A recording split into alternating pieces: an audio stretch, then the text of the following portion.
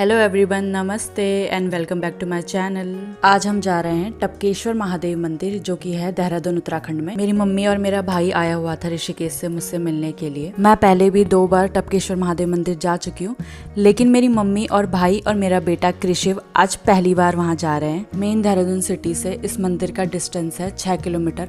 आप किसी भी रिक्शा या ऑटो से यहाँ पर आसानी से जा सकते हैं। मंदिर के बाहर पहुँचते ही सबसे पहले हमने प्रसाद लिया और अपने जूते चप्पल भी यहीं पर उतार दिए। यहाँ पर 2 व्हीलर और 4 व्हीलर की पार्किंग भी अवेलेबल है। अगर आप अपनी बाइक, स्कूटी या कार में आते हैं तो आप आसानी से यहाँ पर पार्क कर सकते हैं। यहाँ पर स्टार्टिंग में थोड़ी सी सीढ़ियाँ हैं मंदिर तक पहुँचने के लिए। सीढ़ियों के पास ही यहाँ पर दोनों साइड से छोटे छोटे मंदिर भी बने हुए हैं। शुरू में ही यहाँ पर सबसे पहले गुरु द्रोणाचार्य जी का मंदिर है। कहा जाता है महाभारत काल के जो कौरव और पांडु थे, उनके गुरु द्रोणाचार्य जी यहाँ पर रहा करते थे।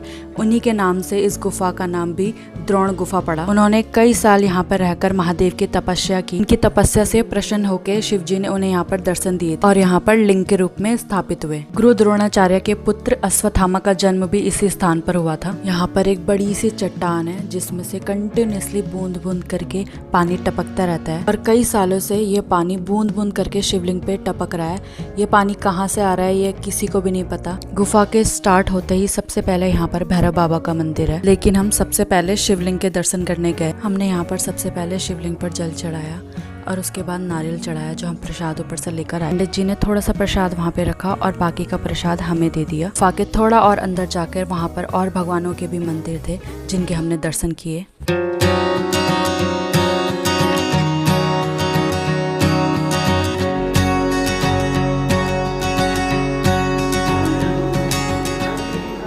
हम अंदर से दर्शन करके आए तो यहाँ पे कृषिव को चट्टान से टपकता हुआ पानी देखकर बहुत मजा आ रहा था, तो वो पानी की बूंदों से खेलने लग गया। वहाँ पर बाहर आते हुए यहाँ पर हमने नंदी जी के दर्शन किए और फिर यहीं पर भैरव बाबा जी का भी मंदिर था जहाँ पर हमने जाकर भैरव बाबा जी के भी दर्शन किए।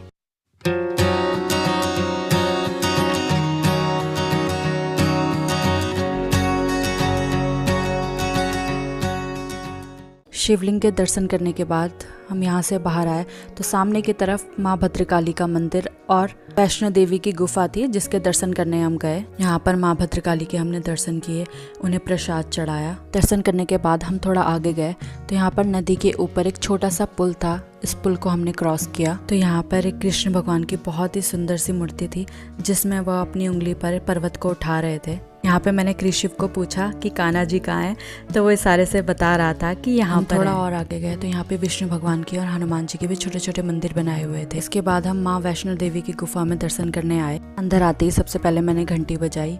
बाहर से तो ये गुफा थोड़ी सी बड़ी लग रही थी, पर जैसे ही हम अंदर गए तो ये गुफा आगे से छोटी लग रही थी। कृषिव मेरी गोद में था। मेरी मम्मी भी थोड़ा सा हिचकिचा रही थी कि पता नहीं मैं यहाँ पर अंदर जा पाऊंगी या नहीं जा पाऊंगी। फिर मैंने अपने भाई को बोला कि पहले तू जा, देख के आ कि गुफा कितनी लंबी है और आगे से कितनी पतली है। फिर मैं, मम्मी और कृषिव वहीं पर रुक गए थोड़ी देर के लिए। फिर वो देख के आया और उसने बताया गुफा बहुत ज्यादा लंबी नहीं है और बहुत ज्यादा पतली भी नहीं है, तो हम आसानी से वहाँ पे जा सकते हैं। फिर हम धीरे धीरे अंदर गए वैष्णो देवी के दर्शन करने के लिए। गुफा में थोड़ा सा अंधेरा था, लेकिन फिर के अंदर बीच में लाइट भी लगाई हुई थी। हमने अंदर पहुंच के वहाँ पे माँ वैष्णो देवी के दर्शन किए, प्रसाद चढ़ाया। गुफा से बाहर आने के बाद वहाँ पर एक छोटी सी दुकान थी जिसमें खूब सारी मोती की माला, आरती की किताबें, भगवान की मूर्तियाँ, भगवान की फोटोएं। मम्मी ने यहाँ से एक मोती की माला खरीदी। यहाँ पे हम थोड़ा सा आगे गए तो यहाँ पे सीढ़ियाँ थी उतरने के लिए और आगे जाके संतोषी माता का मंदिर था। जैसे ही हम सीढ़ियों से नीचे आए तो यहाँ पर ये नदी थी।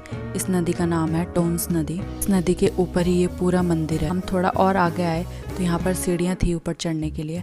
हम इन सीढ़ियों से ऊपर गए। यहाँ पर संतोषी माता का मंदिर था। हमने यहाँ पर माता के दर्शन किए। हमने वहाँ पर अच्छे से दर्शन किए और दिया जलाया। और जो प्रसाद में माता के श्रृंगार का सामान था वो पंडित जी ने हमें कहा कि इस माता के श्रृंगार को बाहर पे एक थाल जैसी बनी हुई थी उस पर रखना है। तो मैंने सारा माता का श्रृंगार वहीं पर रख दिया। दर्शन करने के बाद जब हम वापस आ रहे थे तो मम्मी ने कहा मैं काफ़ी थक गई हूँ, मुझे थोड़ा सा रेस्ट करना है। फिर हम वहीं पे बेंच में बैठ गए। मम्मी रेस्ट कर रही थी और कृषि वहाँ पे खेलने लग गया। उसे बहुत मज़ा आ रहा था। सावन का महीना चल रहा है, इस वजह से यहाँ पर थोड़ी सी भीड़ थी, लेकिन शिवरात्रि के दिन यहाँ पर बहुत लंबी लंबी लाइनें लगी होती है और बहुत ज़्यादा भीड़ होती है। बहुत दूर दूर से यहाँ पर लोग भोले बाबा के दर्शन करने आते हैं, लेकिन नॉर्मल डेज में यहाँ पर ज़्यादा भीड़ नहीं होती है और बहुत आसानी से दर्शन हो जाते हैं। हमारे भी आज यहाँ पर बहुत अच्छे से दर्शन हुए। और अब हम वापस जा रहे हैं। मंदिर से बाहर मेन रोड पर आकर हम एक छोटे से रेस्टोरेंट में गए। हम सबको भूख लगी, लेकिन सावन का महीना था तो हम लोग प्याज लहसुन नहीं खाते। हमने दाल चावल और रोटी मंगाई थी बिना लहसुन प्याज के। खाना बहुत अच्छा हो रहा था। खाना खाने के बाद हमने ऑटो बुक किया और अपने घर को निकल गए। सुबह जब हम मंदिर जा रहे थे तो मौसम काफ़ी साफ था और हल्की धूप थी, लेकिन घर जाते हुए रास्ते में बहुत ज़्यादा तेज़ बारिश होने लग गई थी। ये मेरा फर्स्ट व्लॉग है। अगर आपको मेरी वीडियो अच्छी लगी हो तो वीडियो को लाइक करना, कमेंट करना और शेयर करना और मेरे चैनल को सब्सक्राइब करना। और इस वीडियो को पूरा देखने के लिए थैंक यू।